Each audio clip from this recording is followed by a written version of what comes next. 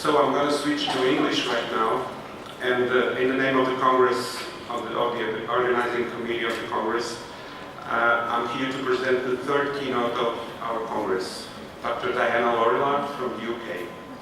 She is a professor of learning with digital technologies at the Department of Culture, Communication and Media in London Knowledge Lab. She's currently developing a learning design support environment for teachers, and she's also developing software interventions for learners with low numeracy and dyscalculia. Diana is teaching on the Cross Institute Master in Science in Learning and Technology with colleagues at Birkbeck, and as Assistant Director for Open Mode Learning at the Institute, she's supporting colleagues in converting their programs to blended and open learning. The keynote we are about to hear is about online collaborative learning for teachers, driving learning technology innovation. The presentation will argue for the importance of teachers being at the center of innovative teaching and learning, and that they do not receive the support they need for this. By online collaborative learning for teachers' professional development, we could enable teachers to, 1, receive up-to-date support from a wide range of learning technology experts on a flexible basis, and 2, build an online collaborative community of mutual support for continuing innovation with learning technologies. So, without any further delays, please welcome Diana Laurillard.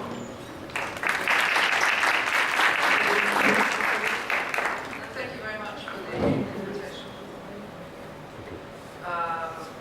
which I've been trying to accept for, I think, about 3 years now.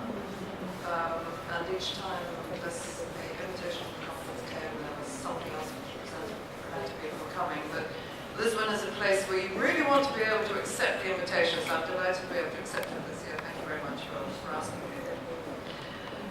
So, as Pedro said, this is about online collaborative learning for teachers, driving learning technology innovation. One of the most exciting and extraordinary opportunities that we've had in education for many generations.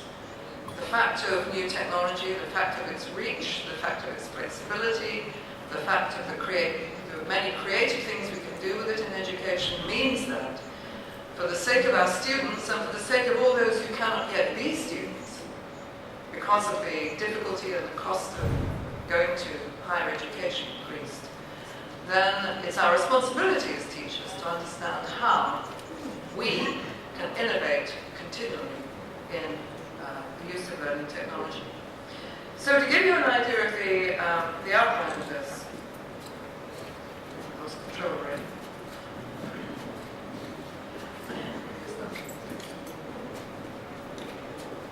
Or not. Someone's taken over control of my technology. See, we ask ourselves why teachers find technology difficult. Well, there is an answer for us right away. Now, how did you do that? Was that arrows? So if I go back, I regained control. Fantastic. Alright, so this was my first question. Why do teachers find learning technology innovation so difficult? Well, we've just seen one illustration of it, is that the technology can be hard to govern.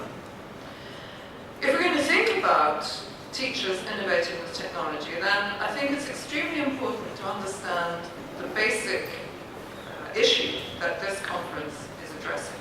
The relationship between ICT and education, or more specifically, the relationship between ICT and learning. And unless we go back to understanding the nature of learning and the nature of its relationship with ICT, then we will not use the technology well. So I think it's very important not to say, what can the technology do for us? But this is what we want to do. Now, what can technology do to help us do this? So it's driven by the ambitions of the teacher and what we want to do with them. We also have to think about the teacher's point of view. What does it take to teach? Given that we are now in such a different environment in education, what does the teacher have to do? What is the teacher's role? So I'm going to talk about that for a bit. Then look at how, having looked at the theory of learning, actually works in practice with the way in which we design the support for teachers and how we support online collaborative learning.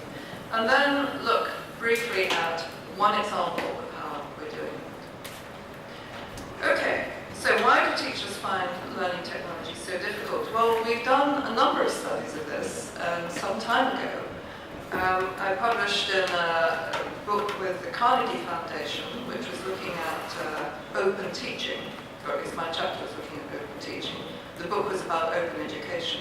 And so looking at it from the teacher's point of view, especially, I was asking the question, why haven't we been able to do this? This was some 7 or 8 years ago now. And we've had the technology, at least we've had it in higher education, for some decades now, and yet it has not transformed what we do in education.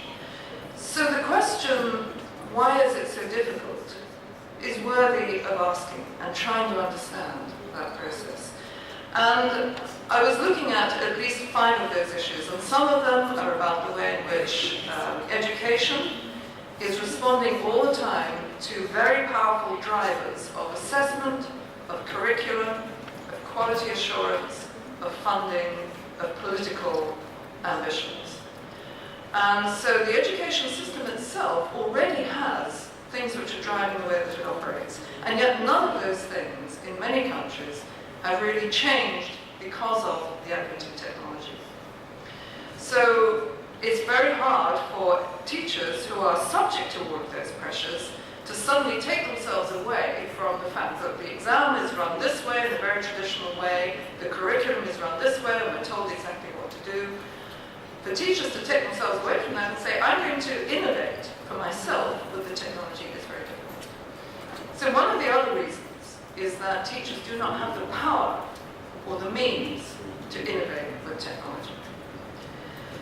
And we did a recent survey of teachers across all of the different sectors. This was within the UK, but there were some international people coming in because we did it through our Association for Learning Technologies in the UK, and that's an international organisation. And we asked them to react to these different factors which had come out through interviews. I will, by the way, make these slides available, so they will be on the website for the conference, so please be assured you will have access to the slides. So I'm going to just expand on this, they're a little difficult to read, but we just take the top 5. What they recognized as being most important of all was the lack of resource to provide release and support for staff. So what teachers experience is that they have to keep doing the normal day job as well as somehow inventing and innovating in the way in which they do that normal day job. So no one says you can take 6 months, or you can take 3 weeks, or you can take so many hours a week to be able to work out how to use technology and how it should be used in your course in an innovative way. So that's one problem. It's just the sheer lack of resource of time.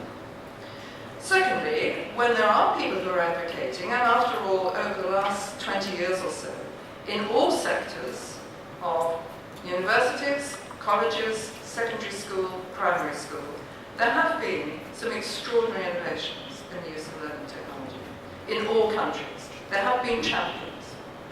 And what happens is that the management, the organisation, relies on those champions, very often exploits them as well. So rather than taking responsibility to lead, they rely on the people who are saying, this is wonderful, this is how we can do it, and the people who then burn out very quickly if we're not very careful.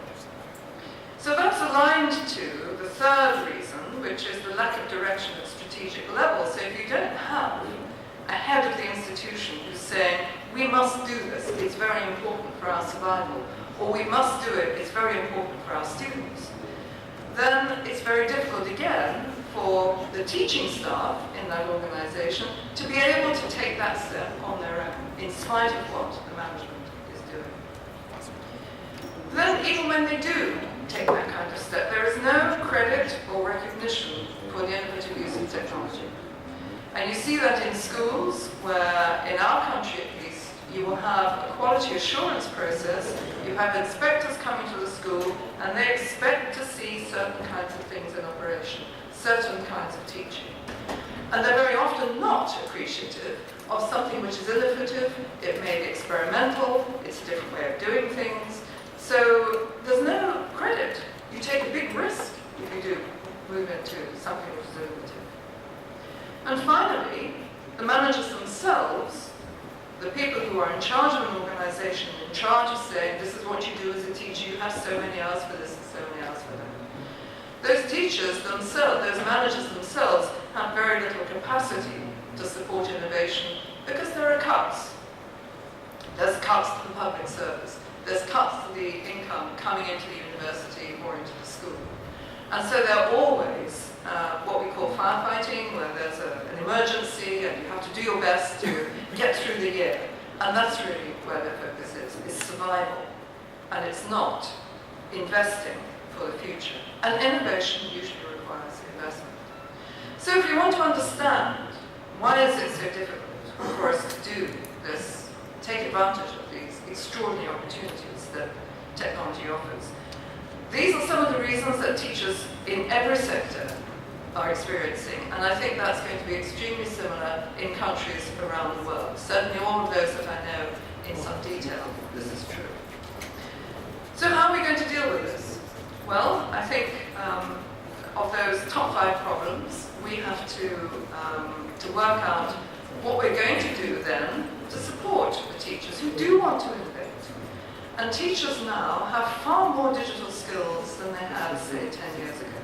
In every country, we are now beginning to use digital technologies in our own lives, and that means we're beginning to acquire digital skills. It's not so strange to be sending emails all the time. It's not so strange to be using Skype to talk to people in other countries. It's not so strange to be using online methods for creating something like a PowerPoint, as simple as a PowerPoint. That's a digital object. So we're beginning to get used to using technologies. And it's very different now from 10 years ago when we were trying to say to teachers, these are wonderful things, you should use them. Because those digital skills are now being developed. Okay, so one of the ways in which we've tried to approach this is to say, well, if teachers need support, they need it from other teachers who are going through the same process themselves. So one approach is to say, let's treat the teaching population as also being learners, as themselves being students of a new way of doing things. Now, there's no one to teach us, particularly, because we have not found out all the best ways of using the technology. And even when you do, the technology changes, so you have to find out a lot of other things. And who else is going to do it?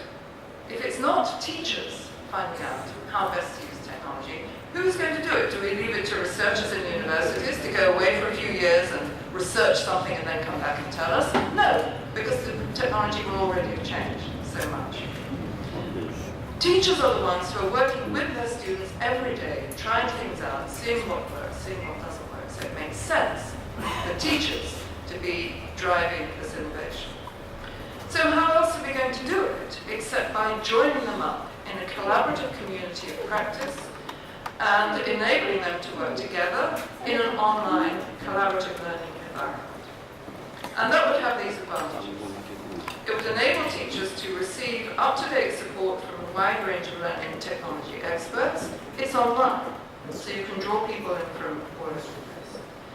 Secondly, the access is flexible, so that teachers can have it when they need it, again, because it's online, so it can be synchronous. Thirdly, it builds a community of mutual peer support. We're all in this together, we're all facing the same problems, we all need the same kinds of solutions. We can't all innovate all over the place, but we can use other people's innovation. So we have that continual innovation with mutual peer support. And then when we found something out, when we tried something out with our students and it does work, then we need to be able to share that, share the pedagogic designs we've created or share the resources that we've created for whether it's wholly online learning or whether it's blended learning, by which I mean it's partly face-to-face in the classroom and it's partly using digital resources. And in this way, we begin to build a collective understanding of how ICT relates to learning, how new technologies come to this, the theoretical underpinnings of this, to how we think about the relationship between technology and learning. And some years ago, I published a book about the conversational framework, which was trying to describe basically how does the teaching learning process work? What do we know from research? And how can we capture that in the simplest possible way to direct the way in which we think about technology? So that's what I want to explain, just in a couple of slides. And we begin with the simplest possible representation of the learner learning. Now this is in the context of formal education, so it's not learning about everyday life, it's not learning about table manners or when you're a small child, how to walk across a room without bumping into things. This is not everyday learning, this is formal education. And it's difficult, because in formal education, we're not learning about the world. We're learning about how other people define the world. Other experts, other scientists, other thinkers, people who've spent their entire lives trying to understand the world and how it works. They've conceptualized it, they have a theory, and now we have to try and understand that. So we don't interact with the world and get those theories, it takes too long to do that. It's taken centuries of human intellect to create those ideas. So now, as learners in a formal education context, what they have to do is to get those conceptual understandings and change your natural concepts of what gravity is, or what light is, or what supply and demand and exchange and barter might mean. Those are now become formal concepts, and we have to learn the appropriate ways of dealing with them. So it's not just a matter of having your conceptual idea and using it in practice, and then using that practice to modulate and generate new concepts as we do in the normal world. Now we need a teacher. Already technology has changed its orientation. That should be a nice curve, but never mind, it's now a nice straight line. Okay.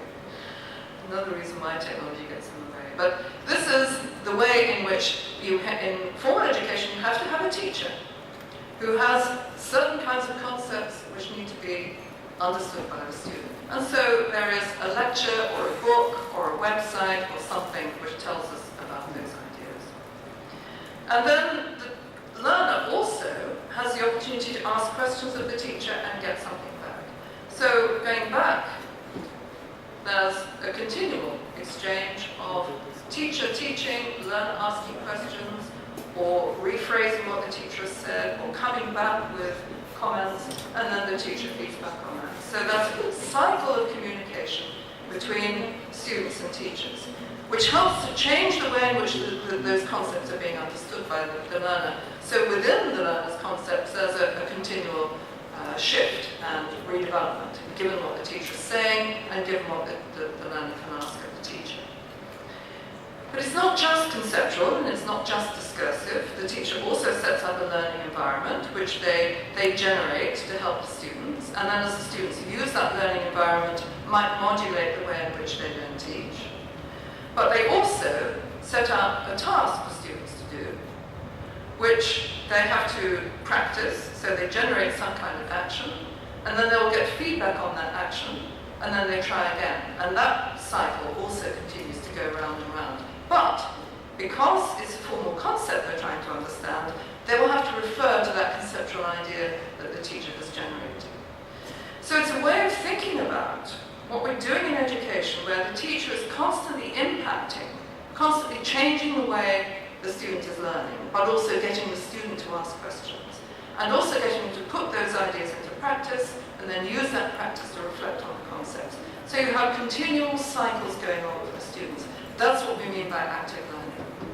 If it were just lectures, just what I'm doing now, there would just be stuff coming in, you might have a small effect, but there's nothing for the student to do. So that's why active learning is so important. And it's not just the teacher. Then there are their peers, and their peers have some ideas, and you have the opportunity as a student to tell your peers ideas, and they will come back with questions or come back with their own ideas. So you will have another continual cycle of iteration around what we understand by this particular concept. And it's not just the concepts, it's also the peer practice.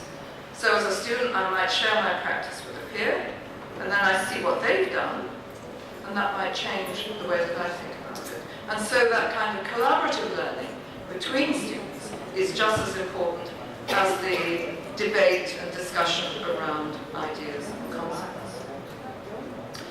So if the learner can be seen as learning through all these different cycles of interaction, then what the teacher has to do is to try to make sure that we offer all of those opportunities to learners. So the complete conversational framework then is a way of saying what we know from all of the theories about experiential learning and learning through discussion, learning through collaboration, social constructivist learning, whatever your favorite theory of learning is, there is a way of expressing that somewhere on that framework. This is what's important, but it's not just one thing, it's all of them. So we need to take every possible opportunity to enable the learner to keep rethinking their concepts, keep putting those concepts into practice, reflecting, reflecting on the practice, reflecting on the practice, and then enabling them to change their concept as a result.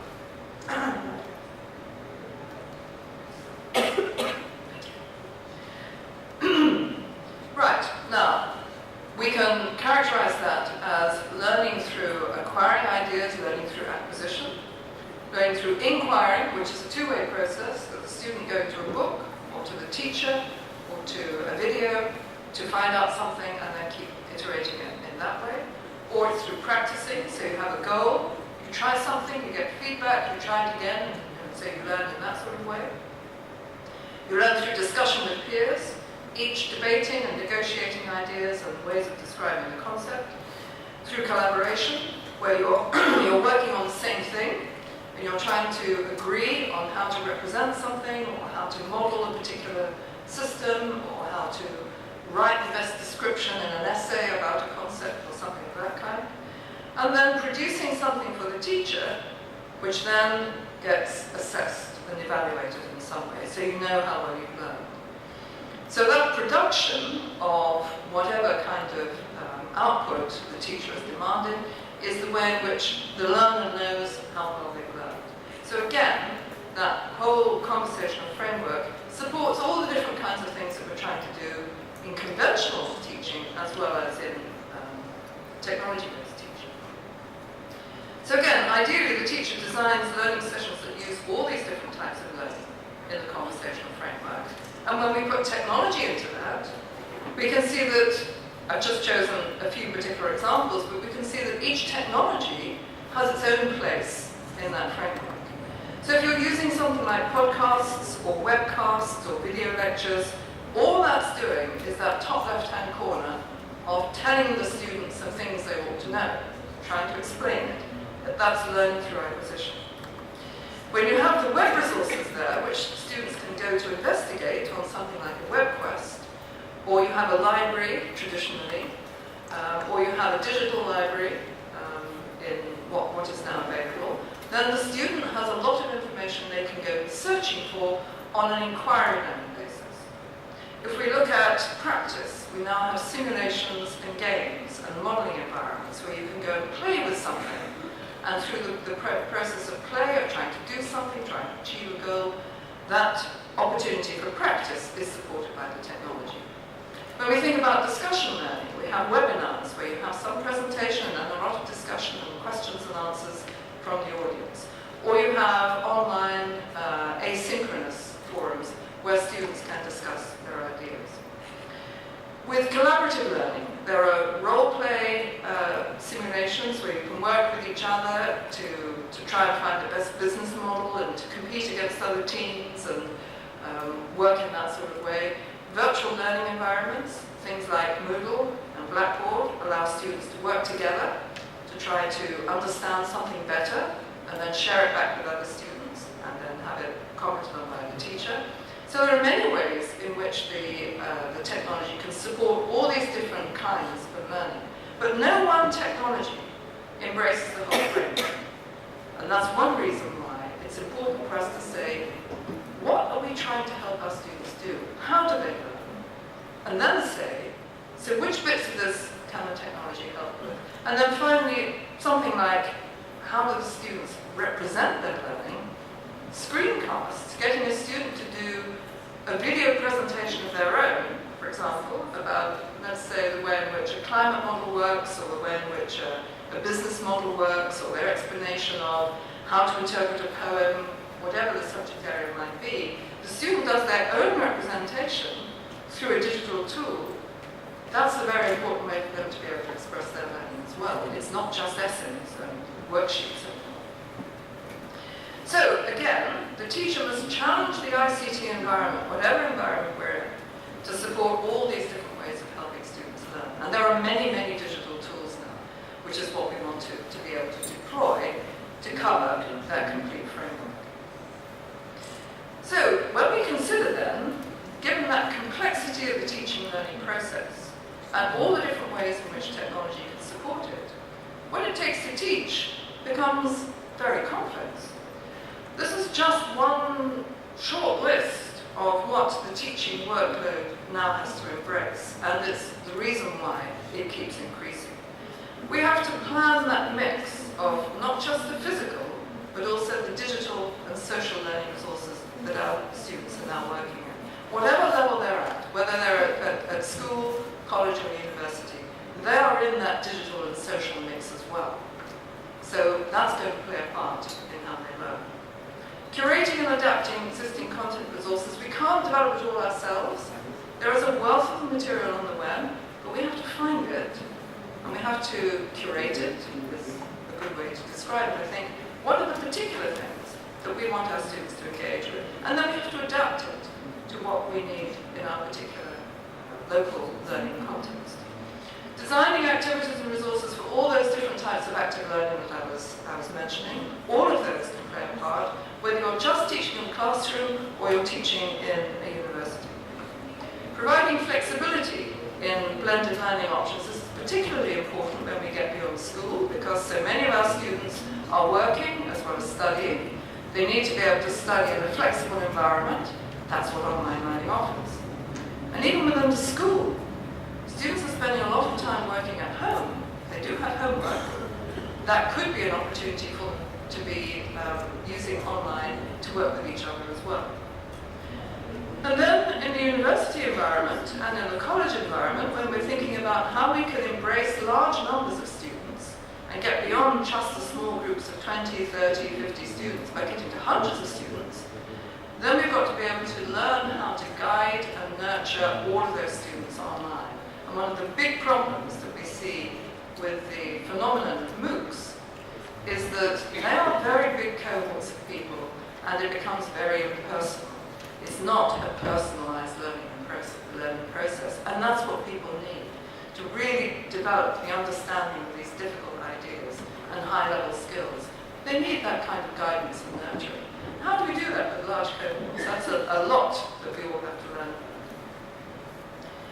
Learn how to orchestrate collaborative learning when students are working together. And this applies, again, just as much to schools as it does to universities and colleges. Because those students are not always with the teacher, and we can orchestrate what they have to do, the roles they play to work with each other, what questions we ask them, what we get them to do, and so on. And I'll give some examples of that. And then using learning technologies to improve both scale, because we need more education. There are some millions of students now across the world, millions of children who have no access still to universal primary education. How are we ever going to do that? It can only be through the use of technology that we provide the teachers to be able to educate those children. So we've got to learn how to work at scale. However, one of our problems is that our institutions typically haven't adjusted the way in which they understand teacher workload and what teachers are actually doing in order to cope with these new requirements. That's why it comes back to the teachers to have to do it themselves. So in a more recent book, which is called, which I wrote a couple of years ago, called Teaching as a Design Science, one of the things I wanted to do was to address this problem by reconceptualizing teaching. Not as an art, not as a science, but as a design science.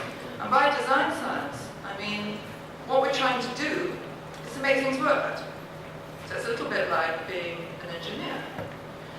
Teaching is not just an art, it is an art. There is an art to being able to engage your students, to infuse and inspire them and be creative about the new kinds of things you do. There is art and creativity there, but unlike art, it's not the case that anything goes. Within art, you can be as creative and imaginative as you like. I went a couple of days ago to the Puerto Rico exhibition, and the most extraordinary imagination and explosion of ideas. There were no constraints in the way in which she worked, and as an artist, that's fine. As a teacher, it's not fine. We cannot be as imaginative as we like, because we've got to get those students through that exam. So it's a very, very clear constraint. It's not just an art. On the other hand, now it's just a science. We can use science. We use the science of educational, psychological research and cognitive science, and so on. But the laws of human behavior and organizational behavior never stay the same from one day to the next. And something which clearly works in one particular situation doesn't work here. And the idea that I had last week, which worked extremely well, now doesn't work on a Friday afternoon with a different group of students. So the laws of human behavior don't allow us to treat it as a science. It has to be much more like, how am I going to build a better bridge? I use what the scientists tell me, but I also have to use that trial and error. I have to try it, see how well it works, go back and try it again. So it's much more like engineering. We try some idea with a group, and we have to keep responding and changing and learning from other people. So it's that kind of cycle of seeing what there is, browsing to see what ideas there already are, adapting those to my local situation, creating some of my own ideas, thinking about how well that's going to work, redesigning it again, and then testing it out with students. And I go around that loop a few times until I've got it actually working, and then publish. Now that would be great, because then other teachers can browse and see what I've done, and go through that same cycle themselves. The question is, what's the teaching design equivalent of a journal paper? After all, in scientific areas, using science in its broadest kind of sense, what we're trying to do is to build knowledge and enable scientists to build on others' knowledge, so that collectively as a society, as a community, we keep building those ideas. That's what happens in the world of scholarship. It doesn't happen in the world of teaching. So if we had that kind of equivalence of, we've got a new idea, we go and see who else has done it, we try it out, we figure out how to do it as well as we can, and then we share it. We publish it with others. Then, wouldn't that allow the teaching community to keep building knowledge of how best to be using learning technology? So it's that idea of being able to build learning technology knowledge. How are we going to do that? Except by working together. So this is a tool that we've been developing to try and enable us to do this. It's called the Learning Designer. It's online. I've given you the URL. It's also on the final page of this presentation, so you're very welcome to try it. If I'm not careful, you'll try it now, so I'll have to move on quickly. But it's free, it's open access, and when you arrive at the tool, there is a list of learning designs already contributed by a variety of teachers, and they're categorized according to the type of pedagogy that they are trying to inculcate, and also by general subject area. And then there are also some categories for those most appropriate for university level, those most appropriate for school, and so on. So there is the opportunity to build on what other people have done, because there are some ideas which have come through from the collection of teachers. Then if you want to create something, or adapt something, if you take something which someone else has already done, then you can look at it and see how it looks as a learning design, or you can create your own. Now, if you're creating your own, you're asked at each stage what kind of teaching learning activity you want to create, and then you add a different kind of activity for the student, whether according to whether it's learning through acquisition, learning through discussion, learning through collaboration, or learning through practice. So all of those activity types, which you saw on the conversational framework, you can choose to put into your learning design. and you have to say how long it lasts. Then, as you build up your learning design, the pie chart here is representing what kind of learning experience you're creating for the student. It's calculating how much time you've got, you've generated, and it's also calculating how the student is spending their time. So there's an analysis of the learning experience as you go. And as you get to the end of it then, you can then also include the particular resources which you've used, which you want to use for those students in a particular part of the design. So this is about a maths program for teachers, and it's a particular modeling tool which allows the students to represent the journey of a dog as it's running through the woods. And it starts by running fast, and then it stops for a bit, and then it runs faster again, and then it slows down, and so on. So they have to learn how to represent that. And they work between a number of different representations, between the equation, the graph, and the animation of the dog running through the wood. So that's a tool which is linked to that. Now that's a tool which could pass among students, among teachers on its own. But the question is, how do you use it with your students? And that's what this learning design represents. Now, if you've got one that you've taken over and you want to adapt it, this is an example of doing experimental design for psychology, then you go into edit mode, and you'll very often find that as you start changing something, you start going well over your allotted time. And this is a very frequent experience, that as a teacher is working out, this is what I want to do, the students do at this, let's say a 70 minutes, so this is meant to be a 2-hour session, it's meant to be 120 minutes. And they've already generated about 800 minutes worth of work, and that's very common. So it's helping you keep track of exactly how long is everything taking.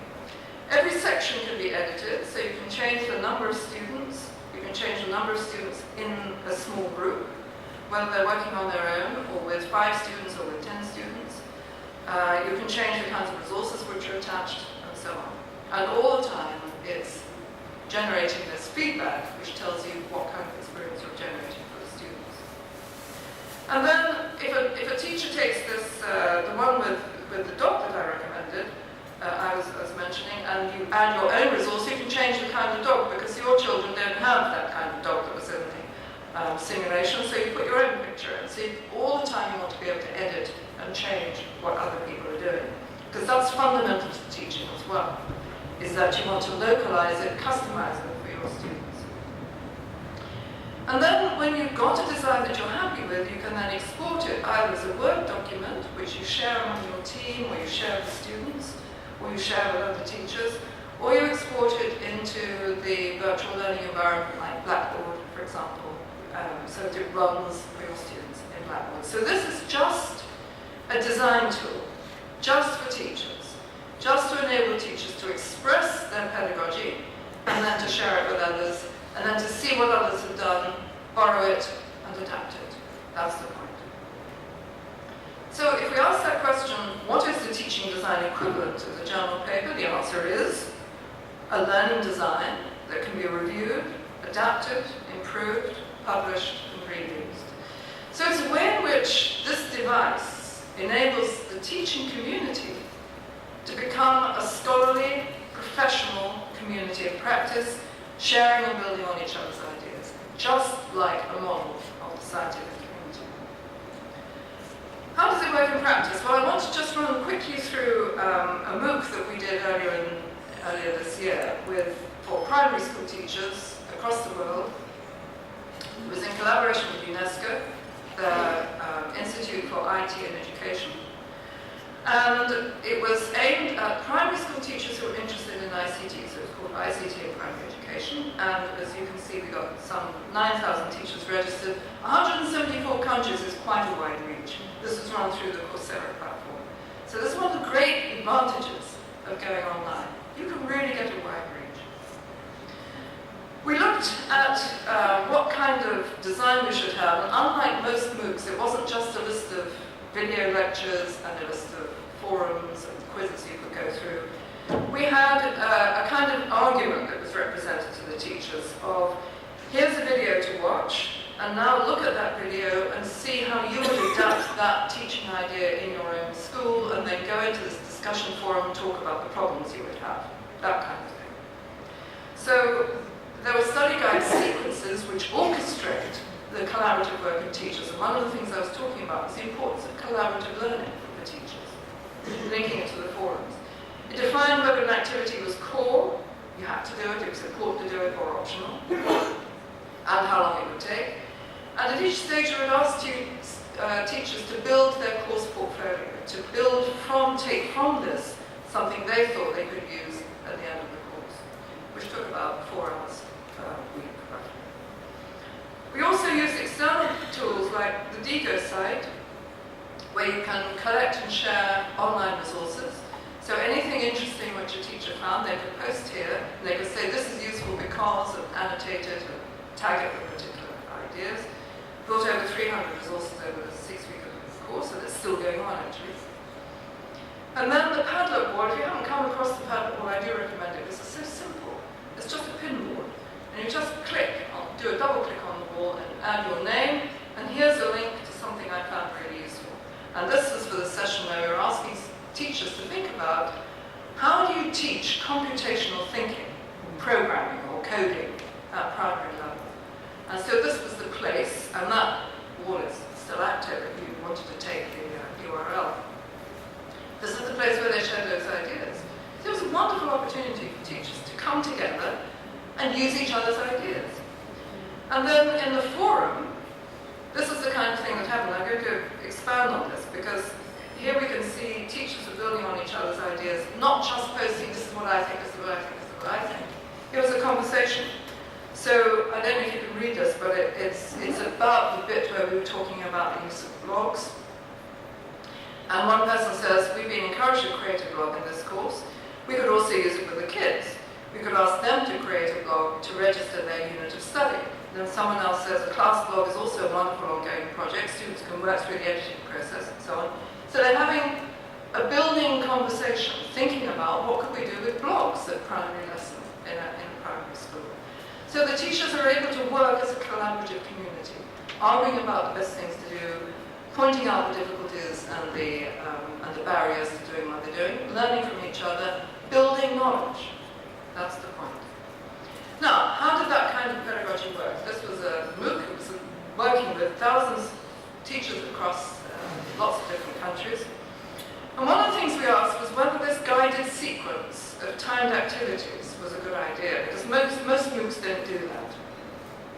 So we had these things. I prefer not to have a guided sequence because you always know what you have to do with just having a list. It's less complicated. I feel I can do things in any order. But in fact, the ones which got far more approval were, I like to have a guided sequence because it helps you get more out of it. You have an idea of how long each activity is taking, and it feels as if there's an instructor there guiding you. So that shows how important it is to have that sense of guiding and nurturing, even for highly qualified professionals. These are all primary school teachers, there were many heads of schools, there were education policy makers, all kinds of, these are competent professionals. And even competent professionals need that sense of, tell me what to do, guide me, show me, help me. It's important for every kind of learner. So of course, it's important for our students as well. We have to build in that kind of time. How useful were the different course elements? Well, they were all the ones that we listed and asked for reactions to were pretty popular. They all got sort of around 75% or more. But the most important was doing a peer review for another teacher of an idea which they'd done. And what was interesting was that receiving a peer review was quite a long way down the list. Much more important to do it than to receive it. Because when you're doing a peer review, you've just submitted your idea. You're now looking at what someone else has done. This is the essence of collaborative learning. Is you now see all the things you could have done, or you see things you've done better, or things that they've done which you hadn't thought of. That enables you to go back to rethink what you've done. It's a very powerful learning process, and that's what they recognize. Now, the collaborative learning activities are all reasonably well represented, having that community of participants, having something like the Learner Designer tool available, and the Padlet wall and the Digo site. All those things I was showing you, they were all highly approved of as being important elements. Looking at it in comparison with the other MOOCs that were run by the University of London last year, one thing is very interesting is that you may know that with a MOOC you get a long tail off, but by week 6 of the course, of all the people there, everybody was watching videos still. I mean, there was a high percentage of people, 60% were watching videos, and that was pretty similar for all the courses. But for the one that we did, you can see that green line at the end. That's the number, the percentage who was still posting in forums, still engaging in discussion. For all the other MOOCs, almost none. You can hardly see the green at the bottom for the others. So this was a very different cohort of people helping each other, genuinely interested in collaboration. So that idea does work for this kind of cohort and using that kind of orchestrating study guide. So I think it's important to remember that that's one of the things that teachers value when they're coming together online. And how good was it overall? Well, it got very good scores from the students in relation to the other MOOCs around. So we think that although we had quite low production values, they were not flashy videos at all, they were not high quality production, they were just audio over slides, or they were videos we'd taken ourselves in classrooms. So let's just come back to what business model does this represent? There are very low preparation costs for this. We were using existing books as reading resources, audio over slides, using other academics' own videos of classrooms and so on. So it was not a very expensive course to produce. And we had low delivery costs. We had teaching assistants and the academics were in there for about 6 hours a week each, helping in the forums. So it was important to be there, but those teachers were helping each other. That was what was so valuable about it. Now we have another tool called the Course Resource Appraisal Model. I just want to wind up with this analysis now of what this means about teacher workload. Because it's very important to understand, if we're operating this way, how does it work in terms of the workload that the teacher has to provide? And by putting in all the data about what kinds of teaching activities are being done, how much time they spent on preparing them, what kind of activity it was from the student's point of view, you get an analysis of the learner's experience. And for this particular course, it was that kind of experience. And you can see there's a small amount of collaboration, it's yellow, there's a lot of discussion, there's the blue, and all the others are reasonably well balanced. The type of feedback they get is mainly peer feedback, but also some feedback from the tutors in the forums. There was no computer feedback, though we didn't have quizzes or tests or anything like that. So we can see the participants' learning experience, we can see the type of feedback that they received. So that's one way of checking this is a reasonable learning experience. But we also looked at the teacher costs. And the first time that you run something like an ICT-based program, which this is, wholly online, you have very high preparation costs. It takes a lot of time. The support costs, how many hours you spend marking or being in the discussion forum, relatively small. And then when you run it again, you're updating that course, but you're not doing as much preparation because this is ICT. So you do some updating, you do some slight reworking of things that need it, but very little preparation. Quite a large amount of support because you're still having to support those students in the online process.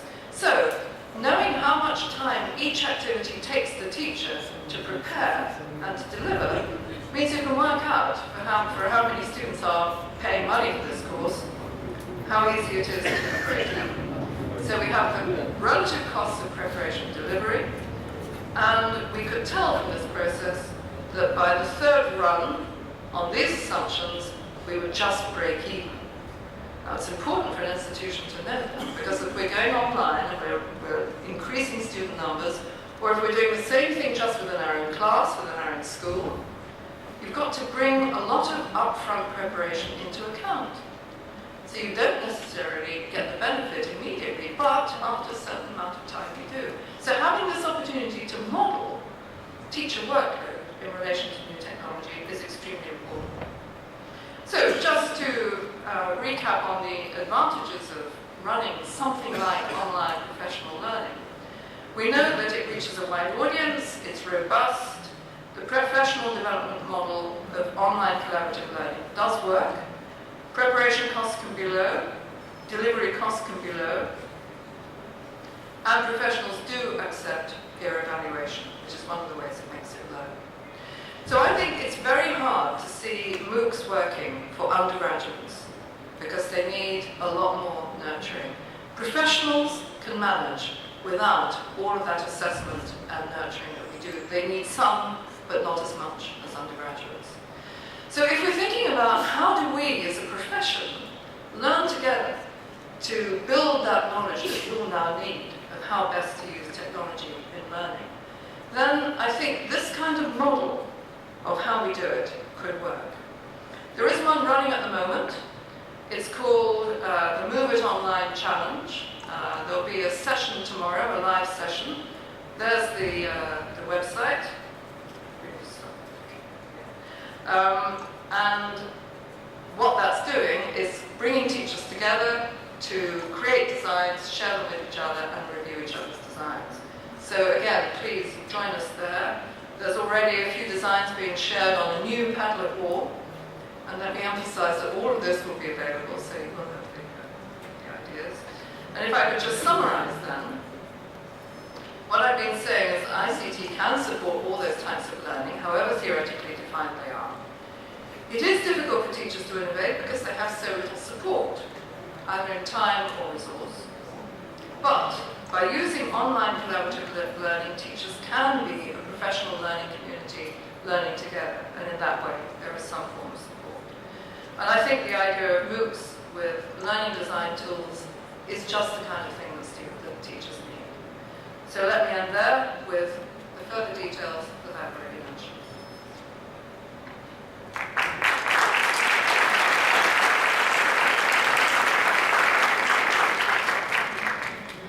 I think that's called just in time.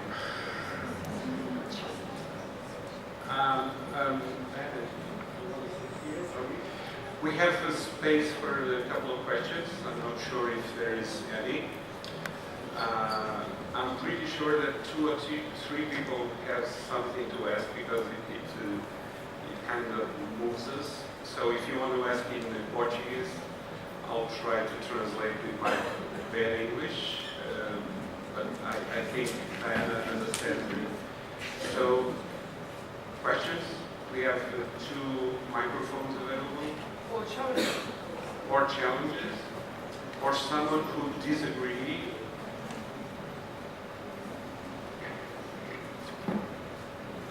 Come on guys, don't be shy. I know it's early in the morning. I know it's too early to speak English. As you can see. Not for the end, of course.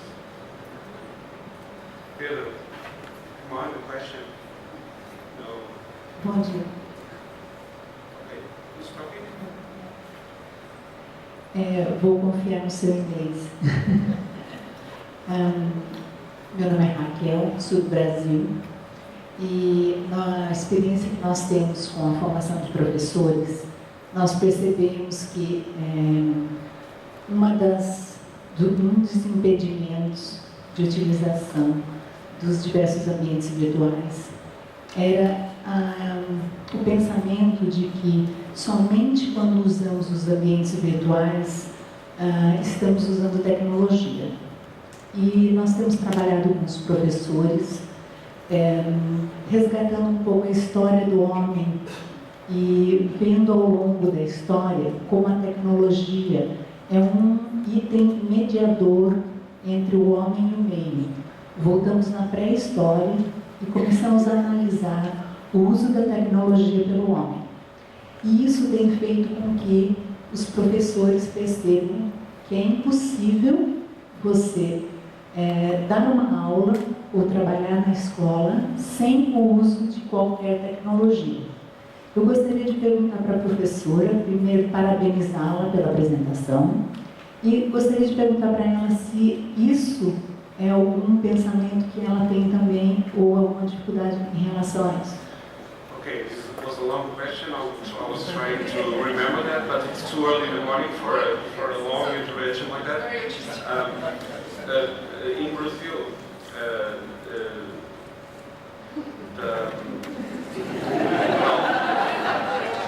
don't you laugh at me.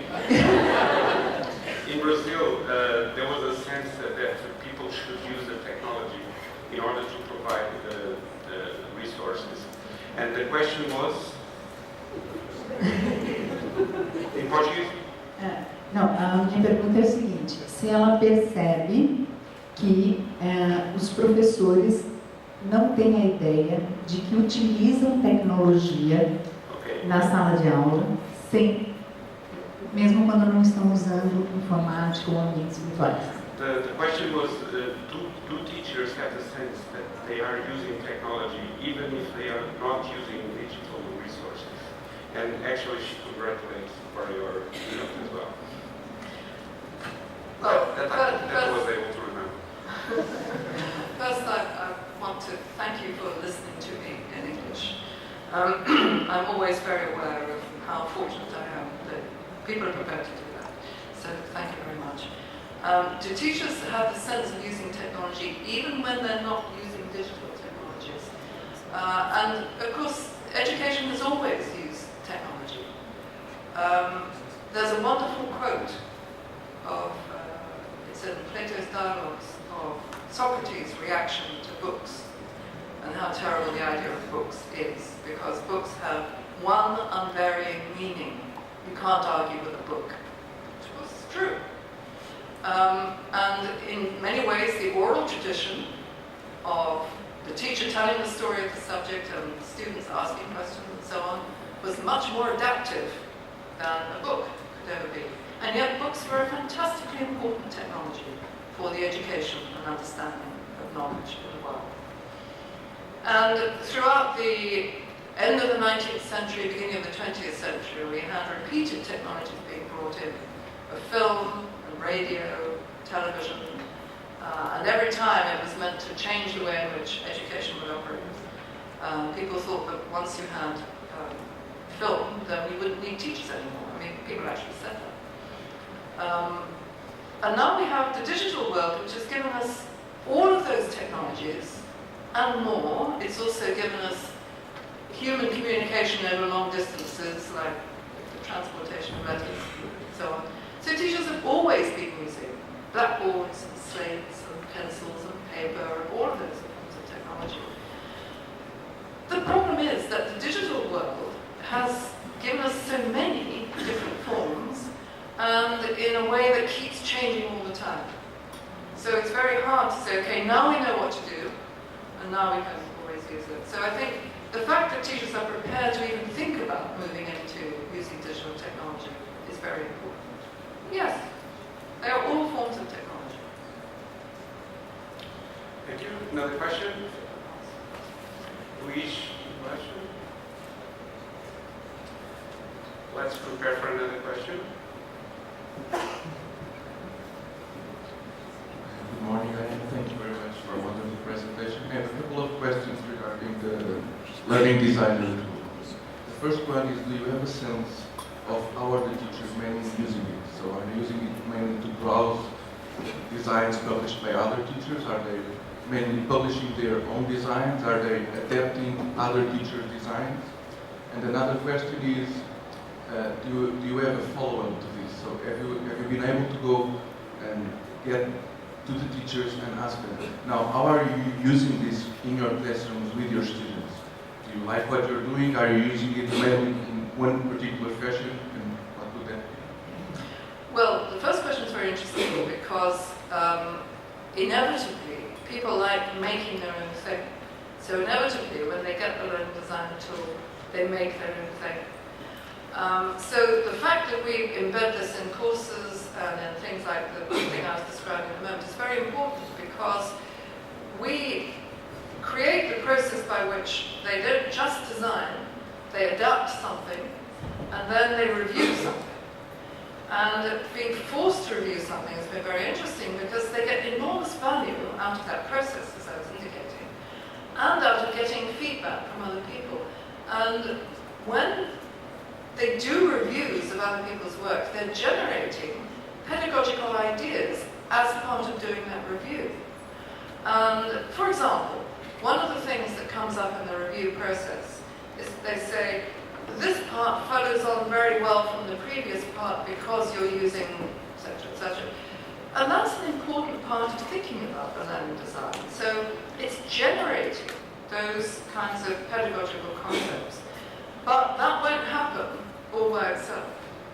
What happens all by itself is that people use it to create. And yes, they do report that they have changed the way in which they do things, and that is teacher report. I mean, we can't check what happens in the classroom, but they do report the change. One more question over there, and then we move to the coffee break. This is the great promise. Move to coffee. Thank you. I don't know if you can hear me. I was wondering when you presented your learning technology scheme, if you have any word, and if you can talk to us about the left side of the scheme, since you've got peer practice with learners, but you haven't presented us nothing about peer practice with teachers on the left side of the scheme. Peer practice with other teachers? Yes, and the technology they use in the practices. Yes, what you have to do with that framework is to reinterpret it for teachers as learners. And what you have then is an absence of what's on the top left-hand side. Because there's nobody to teachers. You could take research, perhaps, as some of the concepts which you could feed in. But primarily, it's peer collaboration. And the learning environment is things like the learning design tool, and Blackboard maybe, Moodle, those kinds of places where you are doing the teaching. And so there is a paper on this actually. I could add that into the thing that I generate, which reinterprets the conversational framework for teachers doing collaborative learning. But you have the sense that the peer collaboration is higher or than the learner collaboration between teachers? Do you have any idea for us? Yeah, teacher collaboration is almost non-existent. That's the point of having the learning design tool. It's almost non-existent. With respect to, you will find teaching teams and course teams in certain places, but in general, in the teaching profession, we don't collaborate on how best to teach. So it's a way of enabling that to happen. So it's a very good point, thank you. And by the way, I'll be around for further discussions and challenges and critiques. Will be with us all day, and I will take her to the airport. Okay, and she will be around there all day, so you can dress her. She's very available for us, and I'm glad she did that for us. Okay, thank you very much.